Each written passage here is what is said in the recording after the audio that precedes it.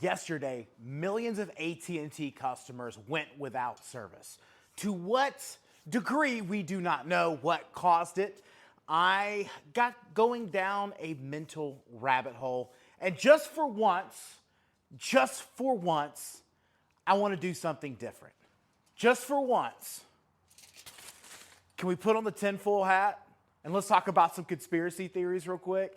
I love a conspiracy theory, but more so, I love talking about what we can do against it. So, with that said, we're going to assume the worst case scenario today. We're going to assume that the United States is under attack. Just hear me out. Hear me out. Just don't click off. What I'm saying is, I want to talk about 5 skills that homesteaders need to keep on going during a worst case scenario. Whatever that worst case scenario is, I don't know. We could say it's an attack. We could say it's an EMP. Whatever it is, we need to have skills. And these skills, some of these skills, I dare say all of these skills have come into use here on the homestead.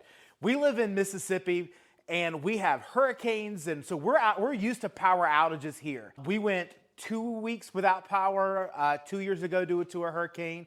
When Hurricane Katrina came through this area, my neighbor said it was almost 2 months before they've got power returned. So with that said, let's talk about some skills we might need on the homestead. Now, first one I'm going to knock out right off the top. Just the obvious one, right? We've got one that is absurd obvious. And we're going to knock it off the bat first. What is that? That's, of course, gun skills. I'm not going to discredit gun skills, whether you're pro 2A, anti 2A, blah, blah, blah, blah, blah. Hear me out. Hear me out. Gun skills will be important. Yes, you might have meat in the freezer. The problem is that freezer here in Mississippi lasts you all of 1 week before everything in there is absolutely nasty when it's hot here. So that freezer might sound great, but you won't be able to replenish it. You can use it up quick, which is what we did, but that doesn't mean you're going to have access to that ability during a worst case scenario. So having gun skills allows us to go out, hunt what we need. And yes, all of you people who are like, I won't need to hunt. I'll barter and I'll trade. That won't matter. That won't matter. You're going to sound just like that. That won't matter in a worst case scenario. So hear me out. We'll need to hunt. Here in Mississippi, we have deer, we have boar. There might be bear somewhere. I believe technically there's a bear here. I've never seen a bear here, but there's probably bear here, probably up north. The bears can smell the menstruation. And so we have squirrels, possums, raccoons, things that can be hunted. Not exactly my flavor profile. I eat it, but it's not exactly my thing. But we have opportunity to hunt here and replenish what we have, which is super important. Where that gun obviously will also come into play is self-defense. Yes, self-defense will be an absolute importance during a worst case scenario. But maybe you are anti-2A. You don't want to have a whole lot of firearms. You don't want to have all of that there. Well, what are you going to need to do? One, live on a hope and a prayer that nobody's going to attack you. But ultimately, you need to make sure that you live in a community that's going to be able to help you. The next thing that homesteaders bring to the table is healthcare. And obviously human, but also animal, right? We need to be able to provide healthcare for these animals and ourselves. Basic animal healthcare is going to allow us to have a healthy flock of animals. Whether maybe that's chickens, maybe that's a herd of goats or sheep.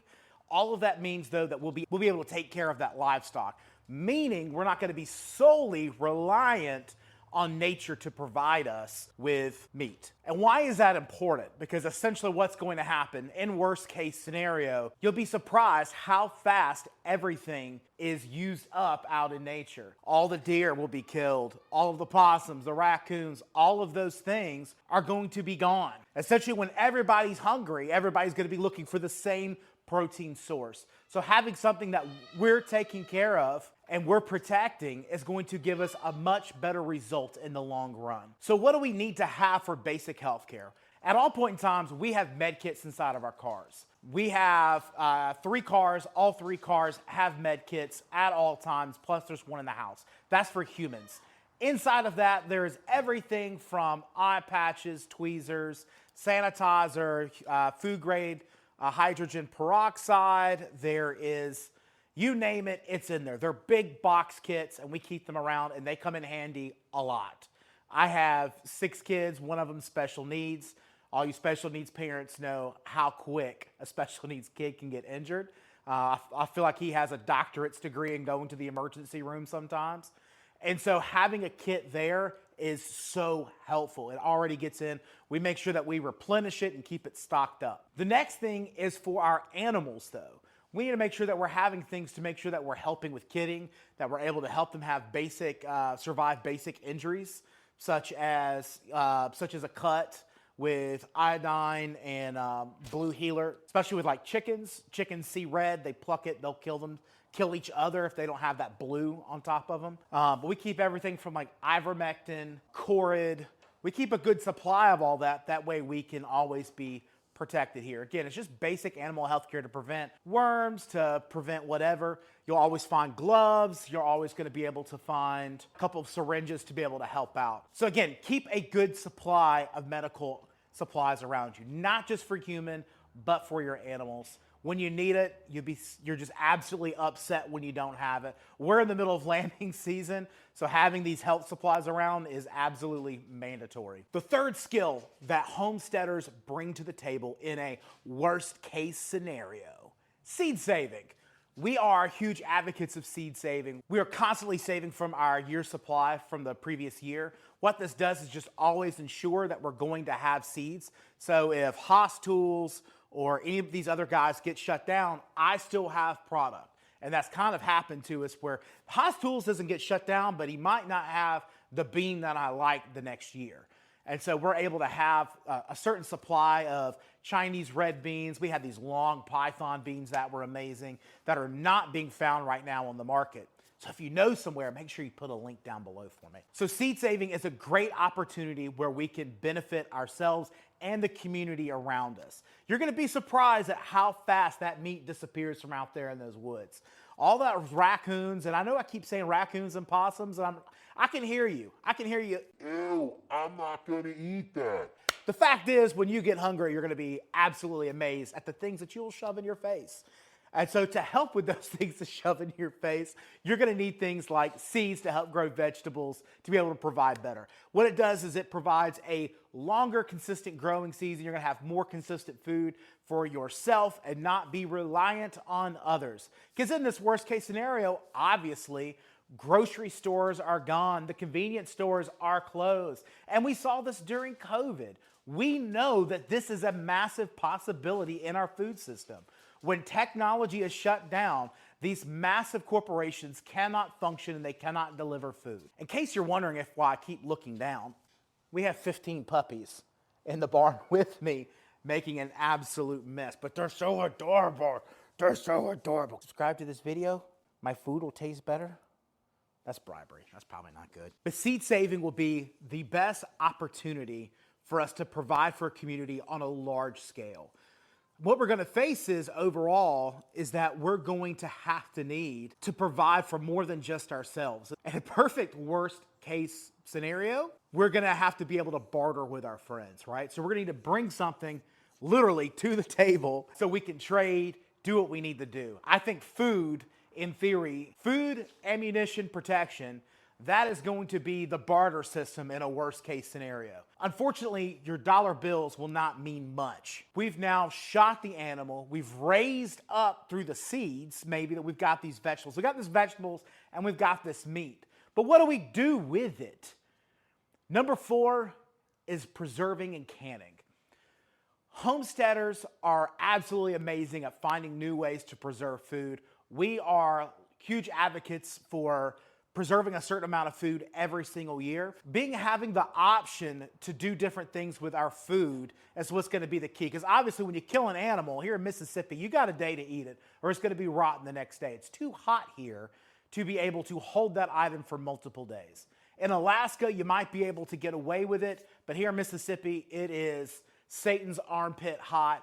It is not going to work. So we rely on a certain level of canning and preparation to be able to have that year-round for us. So how do we do that? There's really 3 ways when I talk about preserving food. So the first one is freezing.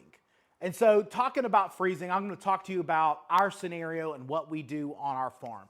So 2 times a year, we knock it out in 2 big batches so it doesn't suck for the rest of the year. So we do 150 meat chickens 2 times a year. And so when that chicken is broken down, it is immediately broke down into quarters. We leave some whole. I sell some whole to some local neighbors. But basically, I freeze package those chickens so I can have them for later use. It is a fantastic way to preserve food, especially when we're preserving it on that first day. We're really locking in that freshness, and as long as we get a great seal on there, we're gonna have a great product that is just as good as the day we pull it out as the day we packed it. With that also, we can break down different things and package them up in different ways. My wife likes it when I break some of the chickens down into quarters. Kind of helps out. I put the tenders all in one bag, the chicken breast all in a bag. The other part of that is when we have these chickens, I like to have pre-made meals. My wife still spends some time away from the house. She might go back home and visit. You know, we're natively from the Atlanta area, so she'll go back home and visit family. And then I work a 12-hour day. So I'm coming home where I'm used to having food on the table, to be completely honest, and now I don't. But what I can do is if I could smoke that chicken off, I could shred it, vacuum bag it, and then all I have to do to order is to go get that and put it in a 180-degree water bath for 45 minutes, and I've got delicious smoked barbecue chicken for my meal. And so having a couple different variants that I use when I say freezing, so whole raw, broken down raw, and then I have fully prepared meals that are ready to go for me. Now, in this scenario though, I don't have power. I don't have electricity, right? So now I'm also maybe relying on a generator though to keep this process going. Because without a generator, without electricity, that freezer is not gonna work for very long. So the second way is canning. We do a lot of canning in mason jars. This allows us to, again, year round, it's gonna stay good in that can for 2 to 3 years safely. So often, again, talking about the chickens that we break down, we'll take some of that chicken and then we'll either roast it or boil it because we'll be making stock anyways from it. And so we'll take that, shred it up, put it in the mason jar, pour that stock back over it, can that up. So again, all I gotta do is dump and go for a nice, delicious soup or shredded chicken for quesadillas, whatever I might need them to be. The third way to preserve meat is dehydrating. Now, I'll be the first one to admit that's not something that I dabble a whole lot with. I don't particularly enjoy a lot of dehydrated things. We might dehydrate some apples or some pears and some things that we just couldn't get. We don't have room in the freezers for, and we don't want to use up our cans for. So we do dabble a little bit, but I know things like beef jerky would go a long way in a worst case scenario. Jerky and dehydrated meat has been the forefront of homesteaders since the 1800s. When they were moving out west, they had salt-cured meats that gave them protein as they moved west. So I'm not gonna discredit that. It's just not something that I currently do. And I don't wanna be a hypocrite and tell you that you should go out and do all this stuff, and I don't really do it. The fifth and final skill that you need as a homesteader in our worst case scenario is bartering skills. Yes, you will have to be able to barter with your friends. Yes, you might be able to catch a couple of deer, and that might be delicious. The problem is deer's not gonna taste good every day. The fact is you're gonna need more bullets. You're gonna need water. You're going to need someone to help you build something. How do we get there? And that is a community. And that is one of the most important things on why I love the homestead community and why I'm here. So if you're here also to be a part of the community, make sure you hit the subscribe button down below. We're here to build a community of like-minded homesteaders who are here to grow and learn together. Bartering, to me, I believe will be one of the most important skills that we will possess. So bartering will be key for us. It's kind of like going to a swap meet. Hey, I've got chickens, tomatoes, and lettuce. Oh, you've got eggs, grain, and water. Let's trade for what we have so we can switch things out. I believe that will be one of the most important skills needed. I hope you've enjoyed this episode. It's been fun. I've had these little rascals being little terrorists down below, tracking up everything, knocking over everything. If you wouldn't mind, hey, give the puppy a subscribe. You know, look at the puppy. It deserves a subscribe, right? So make sure you subscribe down below. We'll see you next time here on Homesteading Chef. I lost my train of thought, you little rascal. You eating my shoe? You little rascal. Man, you guys are little terrorists, man. Goodness.